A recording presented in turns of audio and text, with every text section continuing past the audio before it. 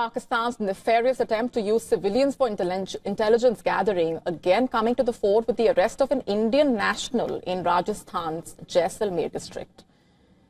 A 28-year-old man, a person leading a normal life in his village, supposedly. He had no criminal record. However, his life changed after he started interacting with a woman named Muskan online, as she turned out to be an operative from Pakistan's intelligence agency, ISI.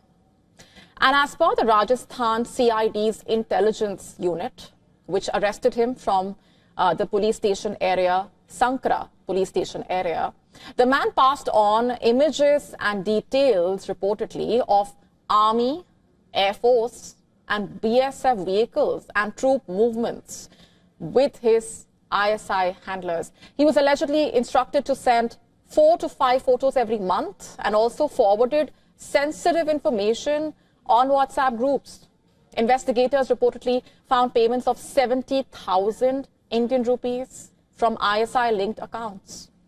Currently in police custody, the accused was brought to Jaisalmer for verification purposes. While no incriminating material was found at his residence, he was also taken to places from where he allegedly shot photos and videos of the army convoy movements and strategic activities, reportedly. He was eventually brought back to Jaipur, where he is detained under the Official Secrets Act. While his guilt is yet to be ascertained, the police action also making it clear that Indian security forces remain on alert to foil any kind of misadventure by Pakistan. A dramatic sell-off in cryptocurrencies is putting fresh pressure on one of Bitcoin's biggest supporters, US President Donald Trump. In less than a week, almost $500 billion wiped off cryptocurrencies as a sell-off led by Bitcoin accelerated.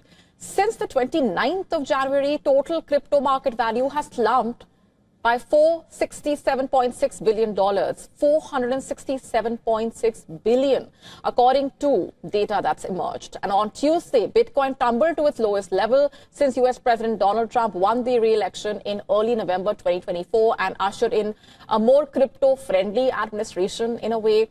On Wednesday, after hitting a 15-month low, Bitcoin regained some ground. The cryptocurrency has plummeted about 40% since rocketing to a record in early October. This despite the fact that since Trump returned to the White House, he has promised to make America a global leader in digital assets. Crypto markets once saw a boom on optimism that Bitcoin would benefit from clearer policy and federal support. But today, Bitcoin's collapse is raising rather uncomfortable questions. Can it still be considered digital gold, for example, even under a pro-crypto Trump administration? Remember, in early 2025, Trump signed an executive order aimed at strengthening U.S. leadership in digital financial technology. He has pushed a strategic Bitcoin reserve and digital asset stockpile and brought crypto executives to the White House to signal industry support. The administration has also assembled a presidential working group to craft a national digital asset framework and position the United States as a potential crypto capital of the world. Even Trump's vice president, for that matter, has called him a champion of crypto, marking a stark turnaround from Trump's earlier skepticism. Yet, the market's telling you a different story. Bitcoin remains far below its October record peak and has not even served as a haven during the recent market stress, even as the investors flock to gold and other safe assets. And that also undermines the narrative of Bitcoin as digital gold, a supposed hedge in times of uncertainty. And this rout also comes amid broader volatility across global markets, with investors responding to the geopolitical tensions and the macroeconomic headwinds. Bitcoin ETFs also saw choppy capital flows, with significant inflows one day, followed by large outflows the next. And the scale of the sell-offs showing that investor confidence in crypto's safe haven status remains fragile. Even under policies that were supposed to drive adoption and institutional confidence, industry voices had once celebrated the idea that U.S. government backing and clearer regulation, also mechanisms like a crypto reserve, would attract mainstream and institutional money. But then today's downturn is prompting fresh skepticism, with questions like, can Bitcoin maintain its value and credibility if it does not act as a hedge? Or was the rally built more on hope than fundamentals? Also, can policy enthusiasm override market reality? That is the story the markets are closely watching right now.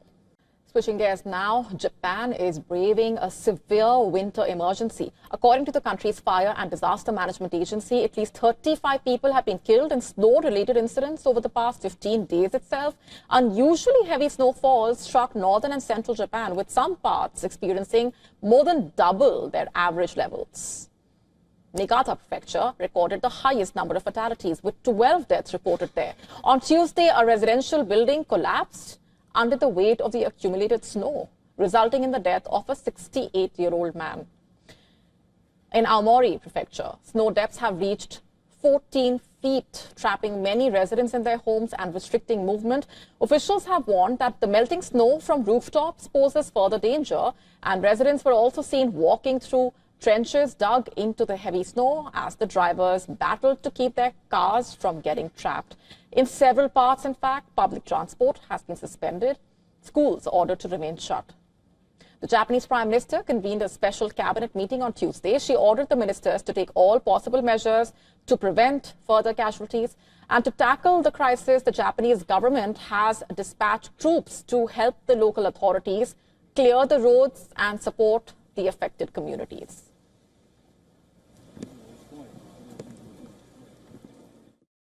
If these people, JSDF, did not come, I was thinking several places would collapse today or tomorrow.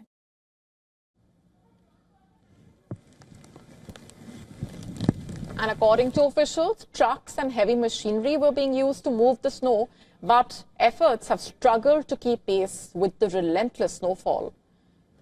In Sapporo, the largest city in Japan's northern Hokkaido region, around 1,000 snowplows were used to clear the snow from 3,800 kilometers of roads on Tuesday.